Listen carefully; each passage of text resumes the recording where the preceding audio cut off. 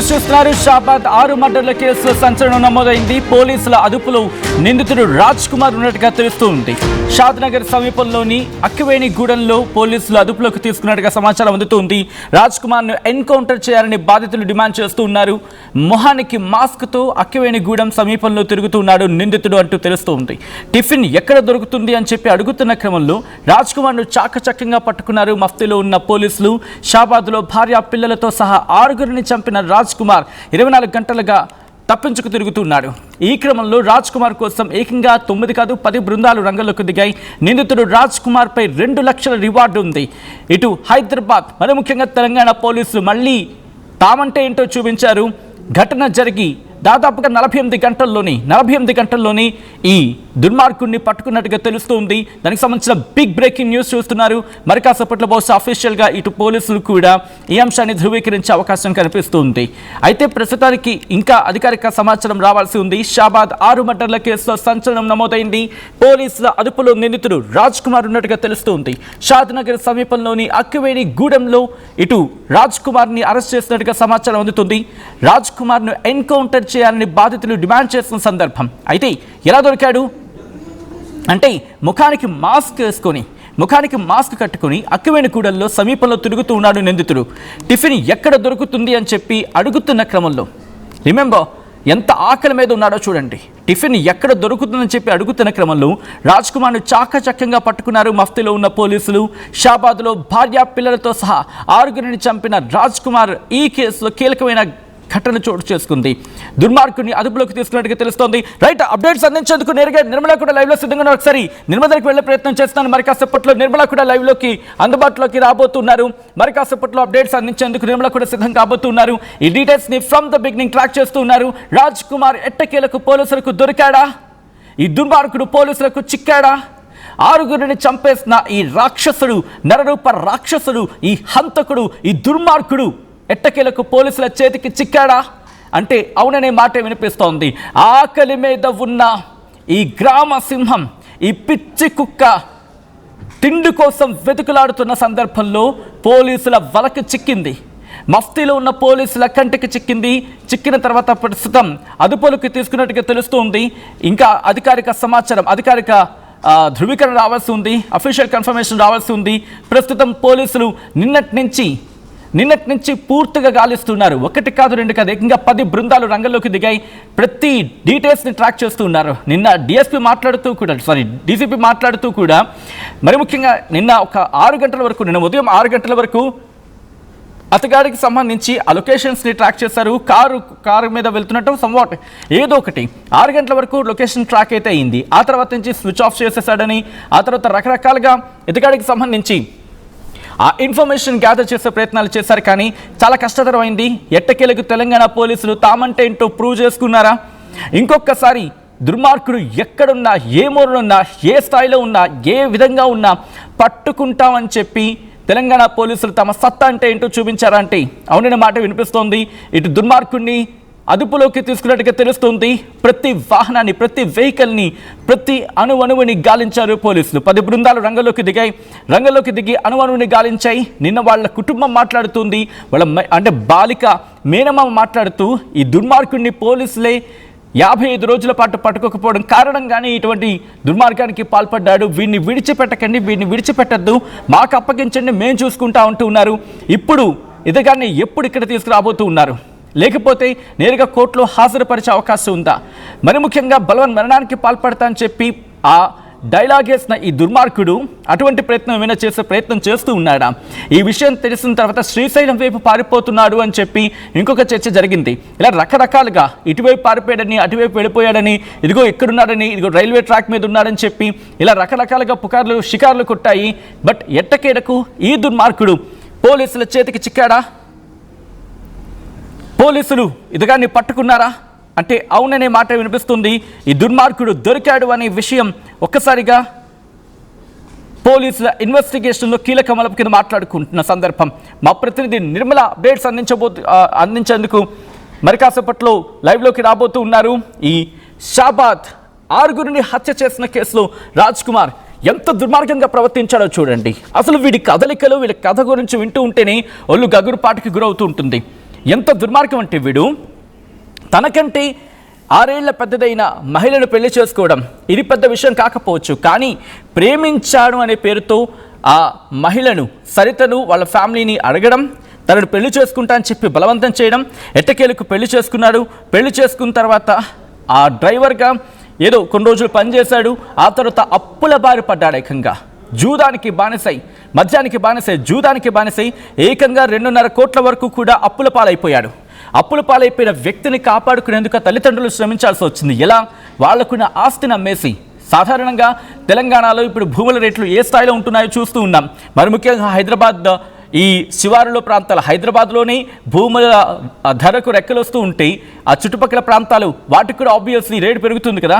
అలా వాళ్లకున్న ఆస్తులు కొన్ని ఎకరాలను అమ్మేసి ఏకంగా 2.5 కోట్ల ఆ జూదం అప్పులకు సంబంధించి మాట్లాడుకున్న సందర్భంలో ఆ తల్లిదండ్రులు వాళ్ళకున్న ఆస్తులు కొంత భాగాన్ని అమ్మేసి వారి అప్పులు తీర్చి, అలాగే ఇక్కడ ఒక ఇల్లు కూడా కొనేసి ఇచ్చేసి, ఇదిగో నువ్వు భార్య పిల్లలతో ఇక్కడ ఉండు, నీ కాపురం నీ సంసారం నువ్వు వెలగబెట్టుకో, ఇక్కడ నువ్వు నీ పని నువ్వు చూసుకో, ఇంకెటువంటి విషయాల్లో వేలు పెట్టకు, ఎటువంటి బానిసవు కాకు అని చెప్పి ఆ తల్లిదండ్రులు చెప్పుకొచ్చినప్పటికీ కూడా గత కొద్ది రోజుల వ్యవధిలోనే, అంటే కొద్ది రోజుల వ్యవధిలోనే, ఇక్కడికి వచ్చిన కొద్ది రోజుల వ్యవధిలోనే మళ్ళీ ఇతగాడు తన వక్రబుద్ధిని చూపించాడు.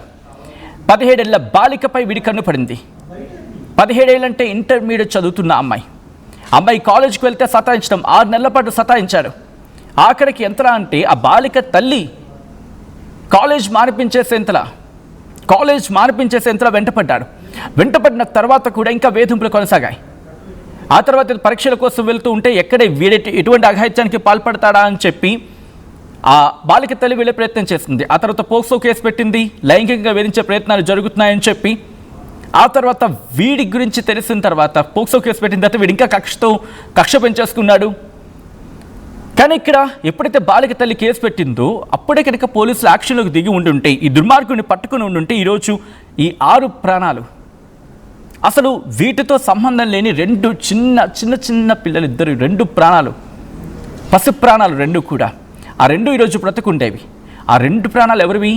వీడి రక్తానివి. వీడి కన్న కొడుకు, వీడి కన్న బిడ్డలు ఇద్దరు కూడా, వాళ్ళిద్దరిని బలి తీసుకున్నాడు. ముందుగా పిల్లల్ని చంపేసే ప్రయత్నం చేశారు. వీడంత కసాయి వ్యక్తి ఇంకా ప్రపంచంలో భూమి మీద ఉంటాడా అని చెప్పి నాకు అనిపిస్తుంది. ఐ డోంట్ నో, బహుశా ఇది కొంచెం ఎక్స్ట్రీమ్ అవ్వచ్చు, బట్ దట్స్ ట్రూ. ఎందుకంటే కన్న పేగు 2 పిల్లలు, ముద్దులకే పిల్లలు ఇద్దరు కూడా, వాళ్ళిద్దరిని ఎలా చంపే ఉద్దేశింది దుర్మార్గుడికి. ఇంకొక ట్విస్ట్ ఏంటంటే ఇంటికి వెళ్ళే ముందు ఒక బడ్వైజర్ ఆ బాటిల్ టిన్ ఉంటుంది కదా, సాధారణంగా టిన్ అంటే చిన్న క్యాన్లో ఉంటుంది. దాంట్లో ఆ క్యాన్లో ఒక చిన్న టిన్లో మద్యం సేవించి గుమ్మం దగ్గర బాటిల్ పెట్టేసి వెళ్ళి పిల్లల్ని చంపేద్దాం ప్రయత్నం చేస్తే భార్య అడ్డుపడడంతో ఆ భార్య మీదే అటాక్కి పాల్పడ్డాడు. ముందుగా భార్యని చంపేశాడు. దీనికేనా ప్రేమించింది? దీనికేనా పెళ్లి చేసుకుంది?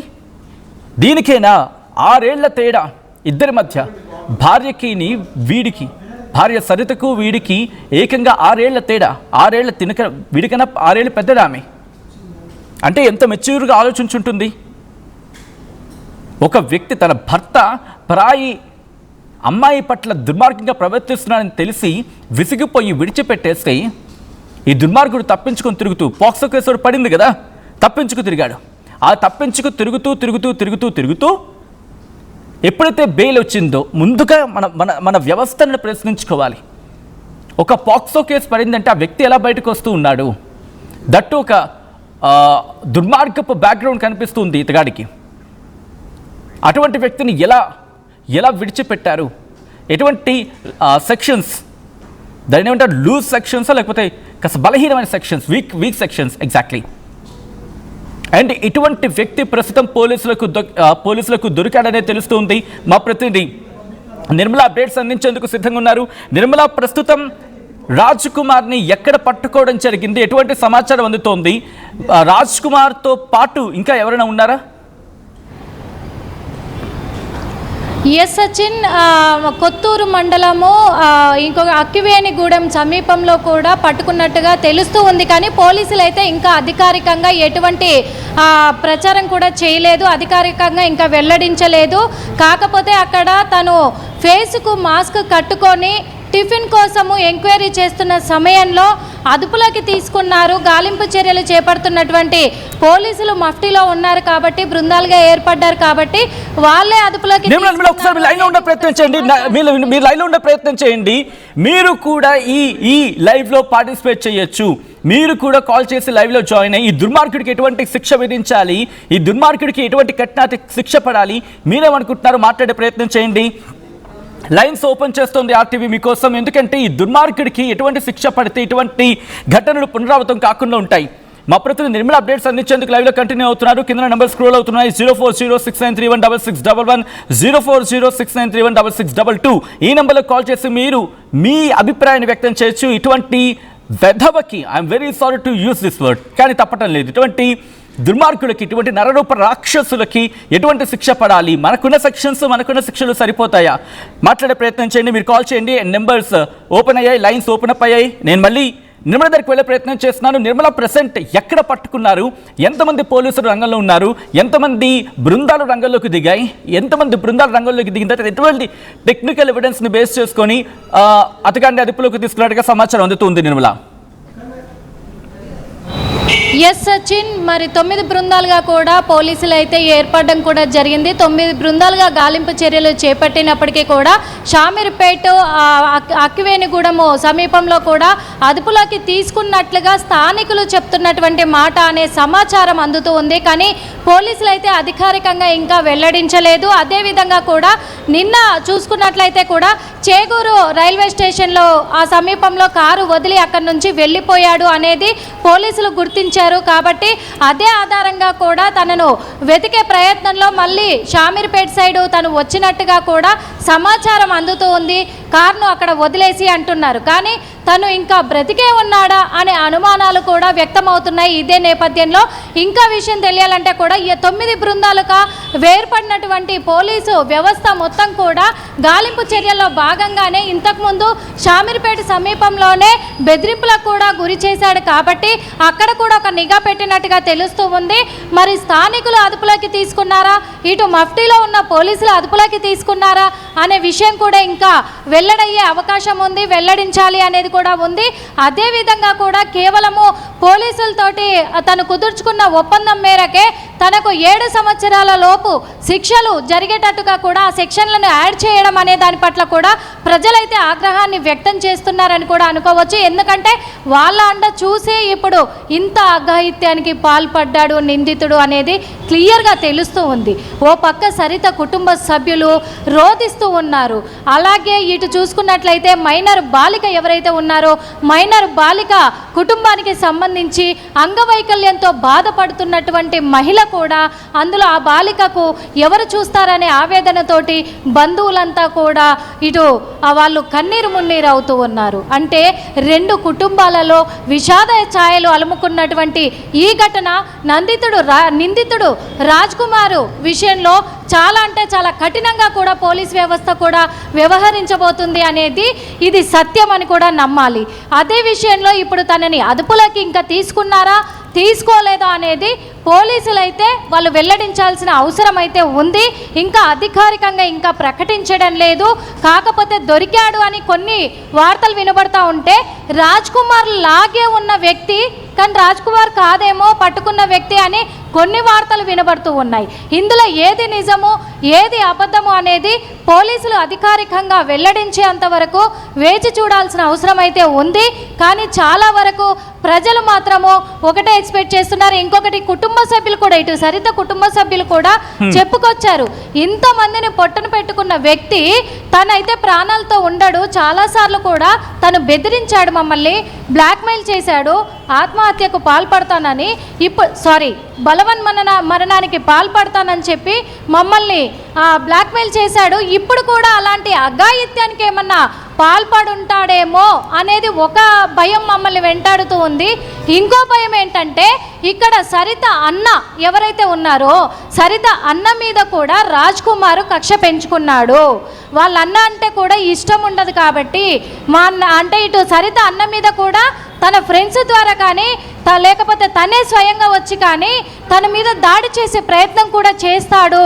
అంత మూర్ఖత్వంతోటి మారిపోయాడు ఇప్పుడు అనేది కూడా ఇక్కడ సరిత ఫ్యామిలీ మెంబర్స్ వాళ్ళ వదిన చెప్తున్నమాట.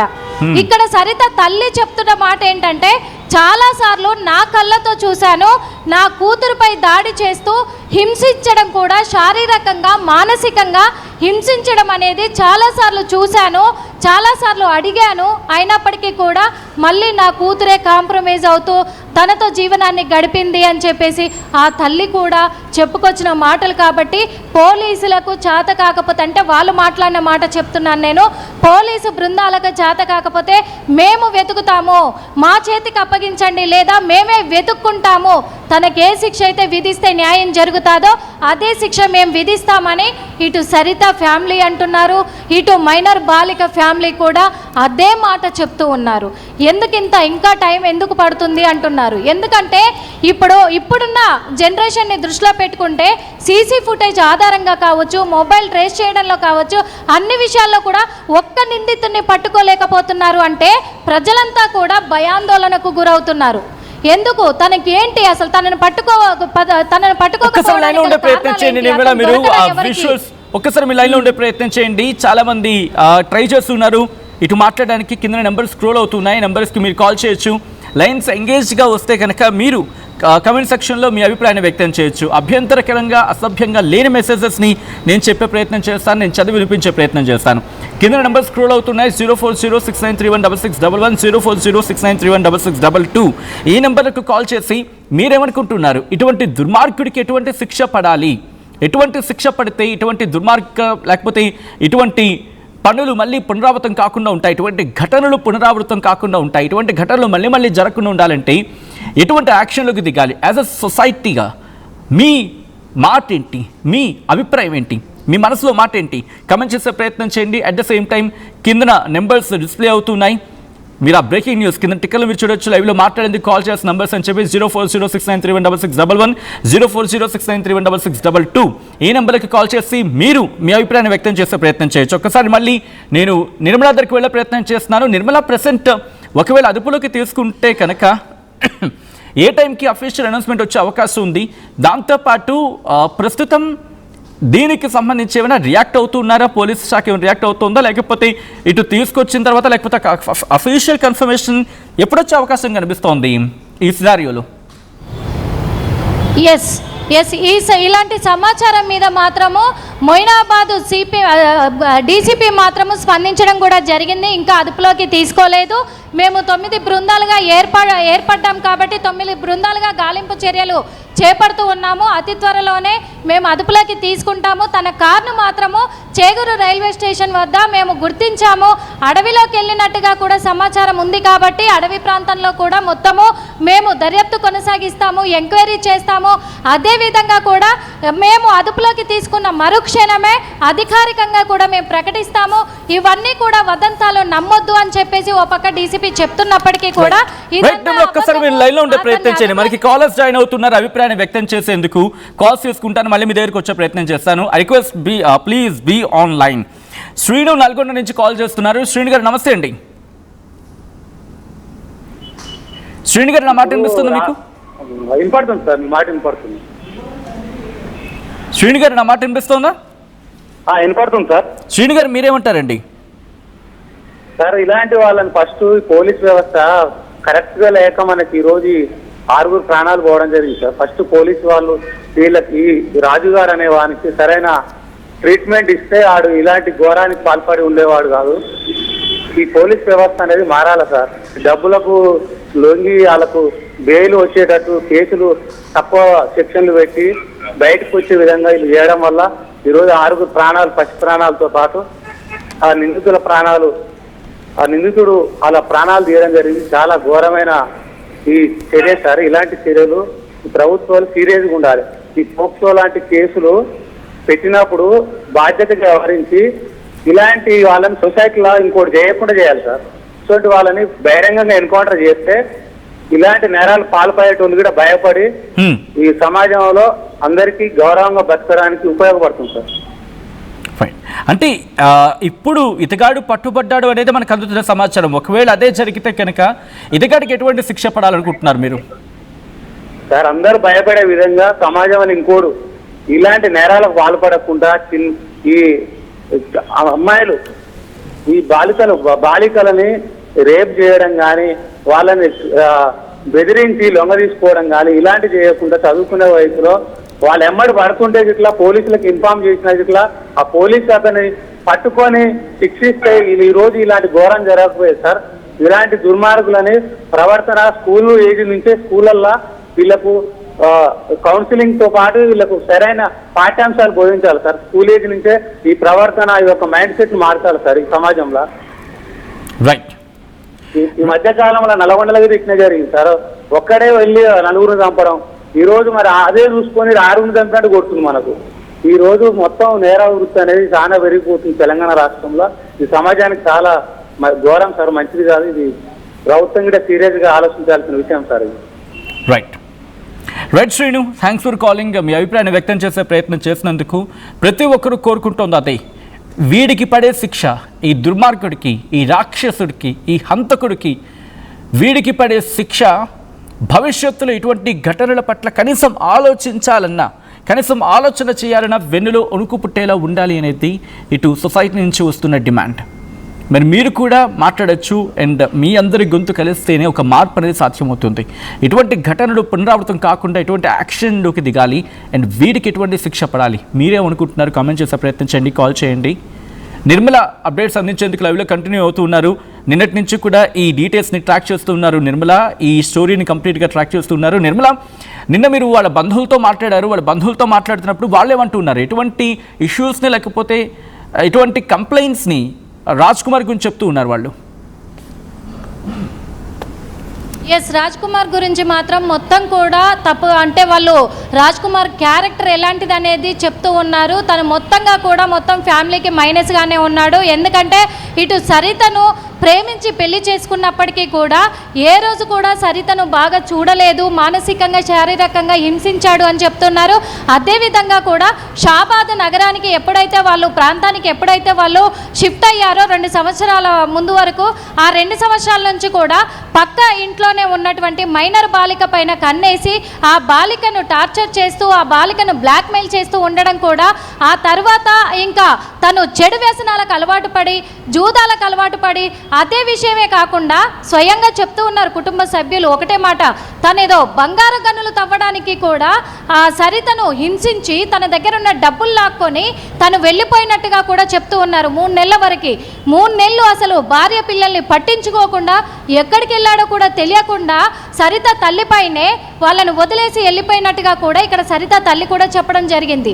అదేవిధంగా రోజుకొక కారు వేసుకొని వస్తూ ఉంటాడు, ఫ్రెండ్స్ని వెంట పెట్టుకొని, తన ఫ్రెండ్స్ని తీసుకొని, తను మత్తు పదార్థాలు తీసుకొని, అలాగే తాగుడుకు బానిసయ్యాడు కాబట్టి మద్యాన్ని సేవించి అలా ఫ్రెండ్స్ని తీసుకొని ఇంటికి వచ్చి గొడవ చేసి వెళ్తూ ఉంటాడు అని ఇటు సరిత వదిన కానీ సరిత తల్లి ఇద్దరు కూడా చెప్తున్న మాటలు ఇవన్నీ కూడా.